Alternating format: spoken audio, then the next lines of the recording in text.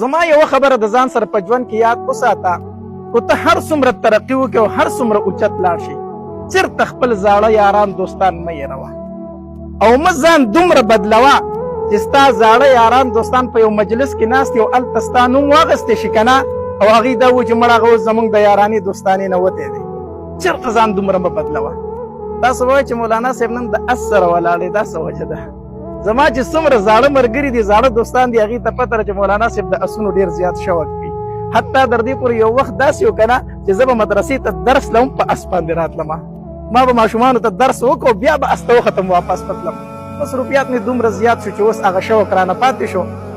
خو بېګا راته یو ملګري ټلیفون وکړو، دا زما زوړ دوست و او هغه هم د اسونو شوق کو، اوس په اسلام آباد کې پاتې کېږي، د اسونو خپل پاره مې دی.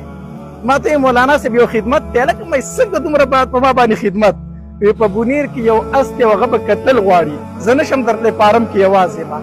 نن مې مولانا صاحب ته ویل لکه یو ملګري را باندې خدمت راوړی و، ډېر پخوانی دوست دی چې دا خدمت یې وکړو. نو به هر حال اس له خو زه رالم ومې ډېر ښایسته اس دی، پنچکلیه اس دی. پنچکلیه اس هغې ته ویلی شي چې په دې تندي باندې هم ټیکای او په څلورو واړو خپو باندې هم سپینې. او دې اس ته نبي علیه السلام په یو حدیث مبارک کې اشاره هم کړې ده. لکه یو ځل نبي علیه السلام وفرمایل کاش چې ما خپل وروڼه لیدلی وی. نو صحابه کرامو ورته وفرمایل د الله پاک پیغمبره موږ دې وروڼه یو که نه؟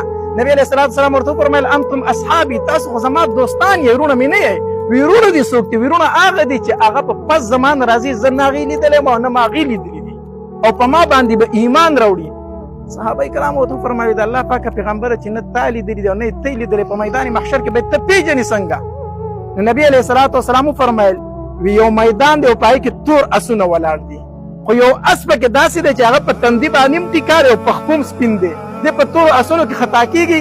صحابه کرام وفرمایل نه د الله پاک پیغمبره دا خو نه خطا کېږي، خو به د لرې نه پېژنده شي چې کوم اس په تندي سپین. نبي علیه السلام وفرمایل وی دغه شانتې به زه خپل امتیان په میدان محشر کې پېژنم، ځکه د هغې د اودسونو ځایونه به چمک وي، د هغې تندي به پړک کوي، د هغې لاسونه به پړک کوي، د هغې خپې به پړک کوي. زه به ورته لرې نه چغې وم چې راشئ چې زه در باندې د حوض کوثر اوبه وڅښومه.